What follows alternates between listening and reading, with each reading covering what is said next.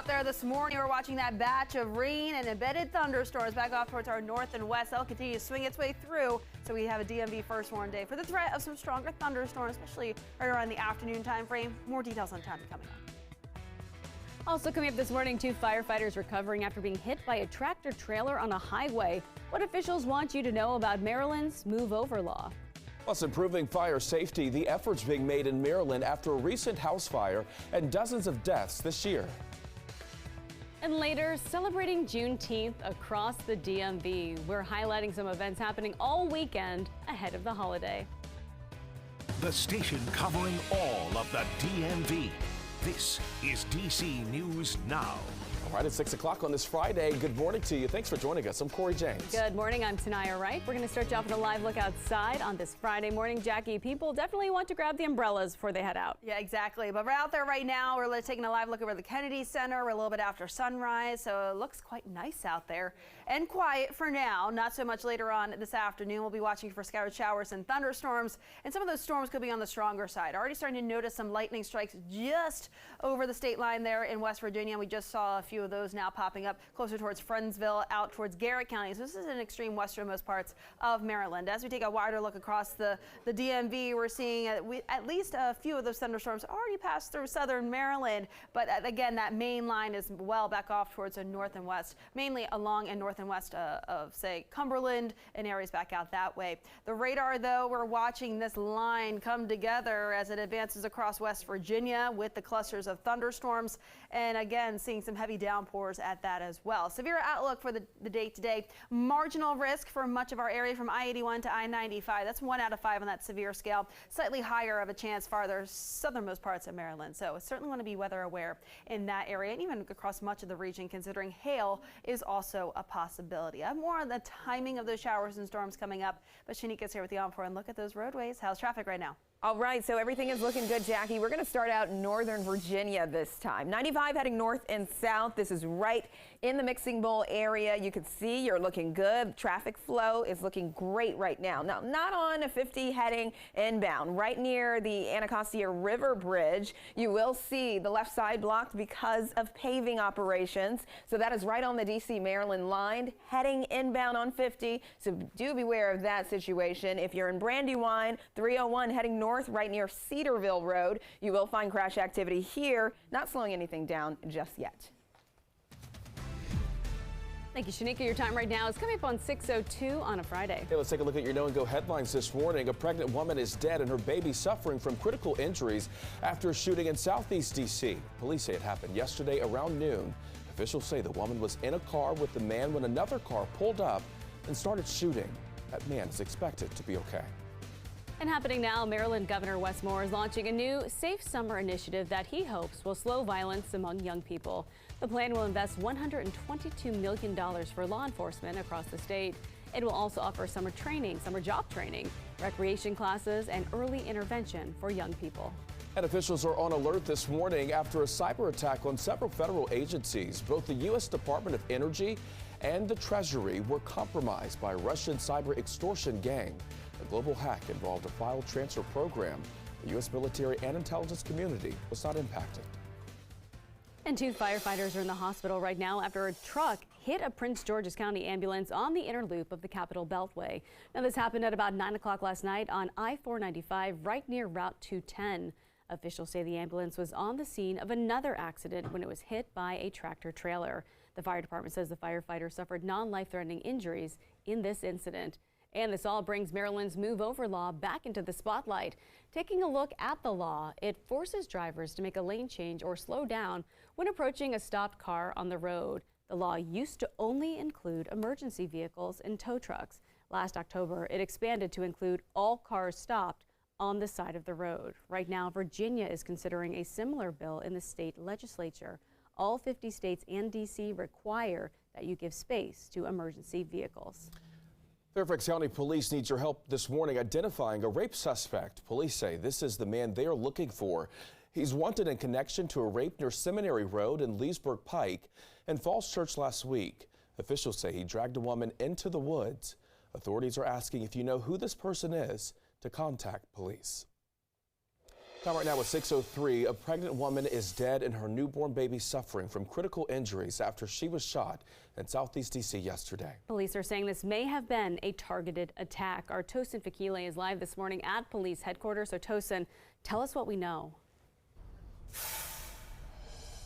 Yeah, good morning, Tanaya and Corey. MPD says they know that the vehicle that the shooters were driving drove onto the block, drove past several people out in the community, and the shooters got out of the car and shot into pregnant 22-year-old Samia Gill's car. Now, this story is very heartbreaking, and those who knew her said they are devastated about what happened, and a mother is not able to welcome her baby into the world. And neighbors say shootings happen often in that neighborhood. The whole incident, MPD says, was caught on camera. Police say it happened in the 300 block of 37th Street Southeast around 11:20 yesterday morning. They say 22-year-old Samia Gill was in a car with a man when another car pulled up and started shooting at Gill's car with assault rifles. Both Gill and the man were hit. According to police, Gill and the man in the car with her drove to Minnesota Avenue and Dick Street, which is about 2 miles away from where it happened in Northeast, where police and other first responders met them. They were taken to the hospital. The man in the car with her, police say, is expected to survive. But Gill died, and her baby now has critical injuries. A neighbor of the 22-year-old woman tells DC News Now shootings are frequent in that area, and it leaves people always worried. It's not safe. It seems like people lack empathy and consideration. You always have to watch your back, and it's dangerous to even take the trash out or even have the children playing outside. Now, MPD says that vehicle that shot into Gill's car had 2 people in it, and they're asking for that community and the public to help them with any information about this shooting. Now, there is a $25,000 reward that MPD says for information that leads to an arrest in this case. Coming up in the next hour, you hear more from Gill's neighbor about just being heartbroken about what happened to this mother, who luckily doctors were able to save the baby, but now the baby has to live without that mother. We'll be back in an hour, but for now, we're at MPD headquarters. I'm Tosin Fakile for DC News Now. Back to you. Yeah, absolutely heartbreaking. Tosin, thank you. Time right now at 6:06. Developing this morning, Prince George's County Police, they're looking for the person who shot and killed a teenager 2 days ago in Langley Park. Police have identified the victim as 16-year-old Kevin Campos. Now, they say he is from Silver Spring, Maryland. Authorities tell us the shooting happened around 5:30 Wednesday night near Riggs Road and Jasmine Terrace. A man was also shot and rushed to the hospital. No word on his condition this morning. Anyone with information about the suspect should contact police. And that shooting comes as Maryland Governor Wes Moore is launching a new Safe Summer initiative to slow violence among young people. The state will invest $122 million in resources for police officers and other agencies. Now, it includes providing more resources to Montgomery and Prince George's counties to reduce crime. The initiative will also offer summer job training, recreation classes, and early intervention for young people. It is aimed at cracking down on crime and holding criminals accountable. When people have better access to jobs, education, and opportunity, they're more likely to contribute to our society instead of resorting to crime as a way to survive. We need to make the kind of foundational investments that will break down that pipeline from poverty to prison. Moore says the initiative will also build stronger communities and make municipalities even safer. So lots going on in Maryland right now. All right, time right now is 6:07 on this Friday morning. Happening now, firefighters in Montgomery County, they're raising awareness about fire safety after a massive fire destroyed this home in Potomac. Now, it happened on Brickyard Court Wednesday night. Authorities say no one was injured, but fire officials are now going door to door, encouraging people to have escape plans in place and smoke detectors. People might have some questions on what happened here. It's also an opportunity to talk to them about safety, talk about exit plans, make sure that they are familiar with their smoke alarms.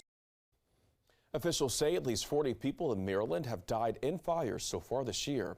They also add most of those deaths have involved older people or people who have difficulty moving around.